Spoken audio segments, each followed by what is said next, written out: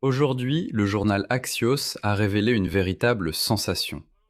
Il s'avère que l'administration de Donald Trump est entrée secrètement en contact direct.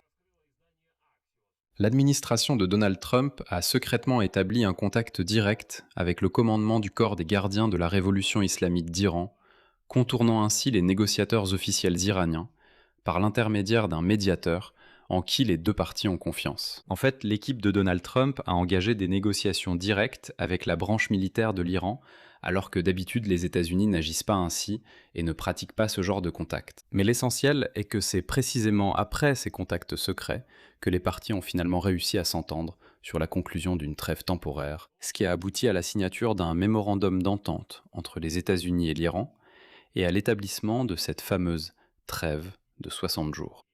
Et maintenant, oui, plus tard, l'accord s'est bien sûr effondré et l'Iran a continué à bloquer le détroit d'Ormuz. Et maintenant, on en est arrivé au point où aujourd'hui, le commandant en chef de l'armée iranienne, Amir Khatami, a annoncé une récompense de 30 000 dollars à quiconque éliminera ou capturera un militaire américain dans la région.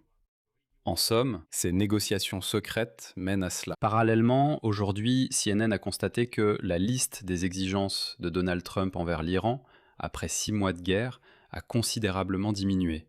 Et maintenant, la priorité n'est plus la capitulation, ni le changement de régime, ni même le programme nucléaire, mais la stabilisation du prix du pétrole et au moins l'ouverture partielle du détroit d'Ormuz. Je m'appelle Alexei Pesci, discutons ensemble de ces sujets, mais avant de commencer, je vous demande de vous abonner à cette chaîne, de liker cette vidéo et de laisser ensuite n'importe quel commentaire sous cette vidéo. Alors, commençons par les coulisses même de l'administration de Donald Trump, dont parle aujourd'hui le journal Axios. À la mi-mai, les négociateurs américains qui tentaient de conclure un accord avec l'Iran pour mettre fin à la guerre ont été confrontés à un gros problème. Ils ne pouvaient pas comprendre si les personnes de l'autre côté de la table représentaient réellement l'opinion du puissant corps des gardiens de la révolution islamique d'Iran. Apparemment, l'Iran n'était représenté que par des politiciens, mais parmi eux, il n'y avait pas ceux qui prennent réellement les décisions, qui attaquent réellement les bases américaines dans la région et qui coulent des navires dans le détroit d'Ormuz. Et alors, les responsables de l'administration de Donald Trump ont pris une mesure inhabituelle. Ils ont contourné les négociateurs officiels iraniens et se sont directement adressés à la direction du corps des gardiens de la révolution islamique. La personne choisie pour ce canal officieux était Nechirvan Barzani. Il est le président du gouvernement régional kurde en Irak. Il avait quelque chose que presque personne d'autre n'avait. C'était la confiance à la fois de la direction américaine et du commandement du CGRI iranien. En fait, l'administration américaine a contourné toutes les règles de la diplomatie et a entamé un dialogue avec les militaires, tandis que les diplomates et les politiciens menaient des négociations devant les caméras. Pourquoi est-ce que cela a de l'importance ? Le fait est que cet épisode, qui n'a jamais été publié auparavant, montre à quel point il est difficile pour la partie américaine de négocier avec un pays où Washington n'est même pas sûr de savoir qui prend réellement les décisions en ce moment. Au final, c'est justement après ces négociations avec les militaires que les États-Unis et l'Iran ont réellement conclu un mémorandum d'entente. Mais en réalité, il s'est rapidement effondré. Je vais maintenant ajouter un contexte qui explique pourquoi il y a eu une telle confusion sur qui est vraiment le chef en Iran, et pourquoi les États-Unis sont obligés de négocier avec différentes personnes d'un même pays. La guerre a bouleversé toute la direction iranienne dès le début. L'assassinat du guide suprême Ali Khamenei et d'autres hauts dirigeants politiques, ainsi que les 40 premiers jours de la guerre qui ont suivi, ont considérablement renforcé la mainmise du corps des gardiens de la révolution islamique sur les leviers du pouvoir, y compris la prise de décision en matière de sécurité nationale et de politique étrangère. L'incertitude entourant l'état du nouveau guide suprême d'Iran, Majtaba Khamenei, durant les premières semaines de la guerre, et son absence de la scène publique, ont encore renforcé la position du commandement du corps des gardiens de la révolution islamique. La chronologie est la suivante. Après le cessez-le-feu du 8 avril et le sommet à Islamabad quelques jours plus tard, les États-Unis et l'Iran ont tenté de parvenir à un accord pour mettre fin à la guerre. Début mai, à la Maison-Blanche, on avait le sentiment que l'accord était sur le point d'être conclu, qu'il allait être signé d'un moment à l'autre. Mais l'Iran, comme vous vous en souvenez, a tardé à répondre pendant plus de 10 jours. C'est alors que les négociateurs américains ont commencé à soupçonner que les négociateurs iraniens, c'est-à-dire le président du Parlement, Mohammad Bagher Ghalibaf, et le ministre des Affaires étrangères, Abbas Araghchi, n'avaient en réalité pas le véritable pouvoir de conclure un accord, et que leur décision serait de toute façon annulée par le corps des gardiens de la révolution islamique. Ils semblaient être d'accord, mais rien ne garantissait que les autres à Téhéran l'étaient aussi. D'où la question: cela a-t-il un sens de discuter avec Araghchi et Ghalibaf? C'est alors, vers le 10 mai, que la directrice du renseignement national des États-Unis de l'époque, Tulsi Gabbard, a personnellement appelé Barzani, qui se trouvait en Irak. Selon 2 sources au courant du contenu de cet appel, Tulsi Gabbard a dit à Barzani que l'administration de Donald Trump estimait qu'il pouvait personnellement aider à entrer en contact avec le commandant du corps des gardiens de la révolution islamique d'Iran, le général Ahmad Vaidi. Barzani a vécu en Iran pendant la guerre irano-irakienne et a étudié à l'université de Téhéran. Il parle couramment le persan et connaît personnellement de nombreux membres haut placés du régime iranien, y compris la haute direction du CGRI.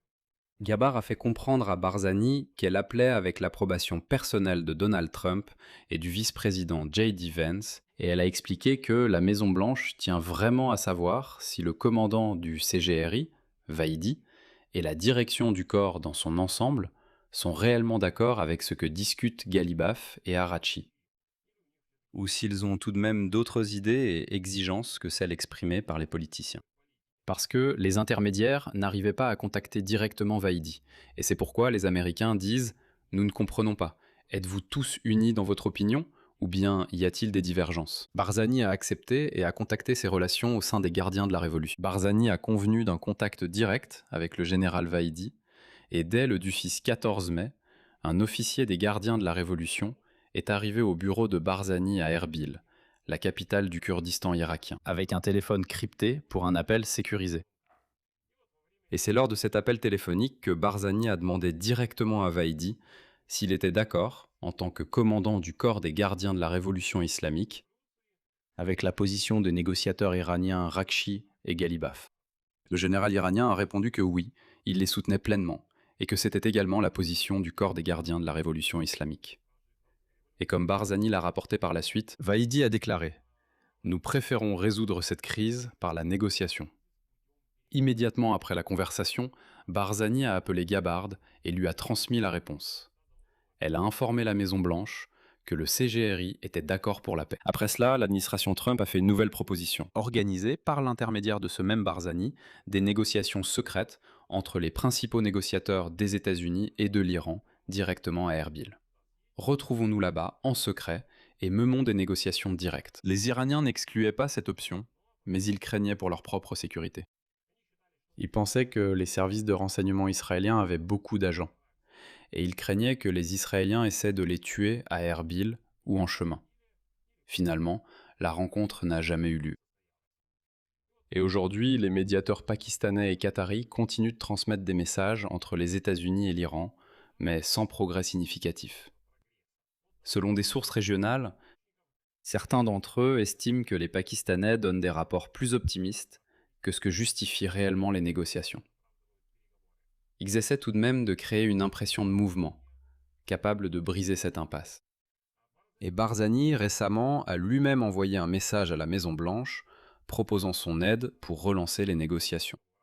Et voici Brad McGurk, conseiller pour le Moyen-Orient auprès de 4 présidents américains, qui a en quelque sorte résumé toute cette histoire. Voici sa citation. « La question n'est pas celle du médiateur. Il s'agit de la position de l'Iran sur le détroit d'Ormuz, et il est peu probable qu'elle change bientôt. »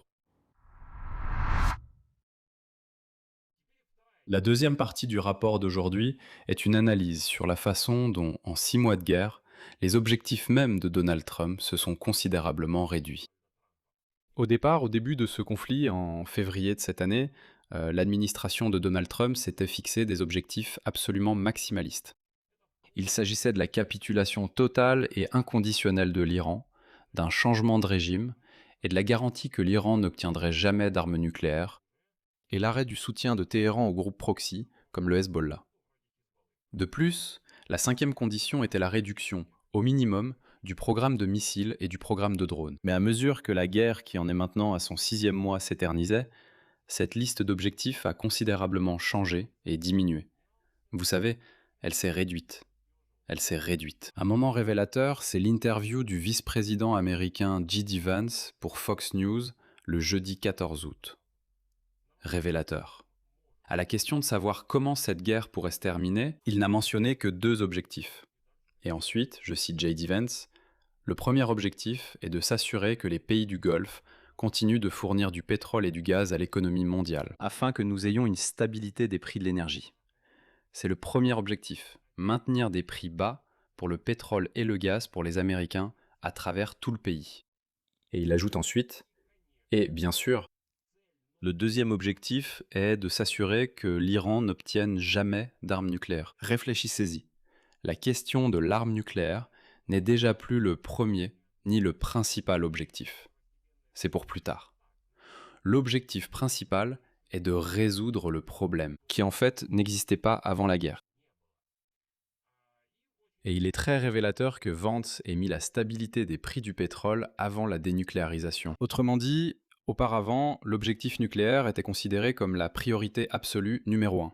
Et voilà que la porte-parole de la Maison-Blanche, Caroline Leavitt, a ensuite déclaré que non, pas du tout, les 2 objectifs sont tout aussi importants pour Trump. Autrement dit, la Maison-Blanche a en quelque sorte essayé, après coup, d'atténuer cette hiérarchie des objectifs. Et ici, faites attention à ce qui se passe. 6 mois de guerre passent, et Donald Trump revient aux sanctions, comme principal instrument de pression sur l'Iran. C'est précisément parce que les stocks américains des principaux types d'armements se sont épuisés et qu'un nouveau cycle de négociations a de nouveau stagné. Dans le même temps, Trump insiste sur le fait que c'est précisément la pression économique qui peut conduire à une percée. Alors la question se pose, à quoi servaient ces 6 mois d'hostilité si, comme le dit maintenant Trump, c'est justement la pression économique qui mènera à une percée? Dans ce cas, toute cette guerre n'a servi à rien. En résumé, d'un côté, les États-Unis ont été obligés de mettre en place des canaux de communication parallèles et secrets directement avec le commandement militaire iranien. Tout simplement parce qu'après 6 mois de guerre, ils ne pouvaient toujours pas être sûrs de savoir qui prend réellement les décisions à Téhéran. Et l'assassinat de l'ancien guide suprême, ainsi que le statut incertain de son successeur, n'ont fait qu'accentuer cette incertitude. D'un autre côté, à mesure que les ressources physiques permettant une pression militaire s'épuisent du côté des États-Unis, les objectifs rhétoriques de Washington se sont discrètement réduits. On est ainsi passé d'une capitulation totale et d'un changement de régime à, au moins des prix stables de l'essence et l'espoir de faire plier Téhéran par les sanctions plutôt que par de nouvelles frappes. Et la conclusion est très simple. Washington, apparemment, contrôle le cours de cette guerre bien moins fermement qu'il ne le montre publiquement. Je vais m'arrêter là. Donnez votre avis, partagez vos conclusions dans les commentaires sous cette vidéo, abonnez-vous à la chaîne, activez la cloche et n'oubliez pas de mettre un like. C'est tout pour aujourd'hui. Prenez soin de vous. À bientôt à tous.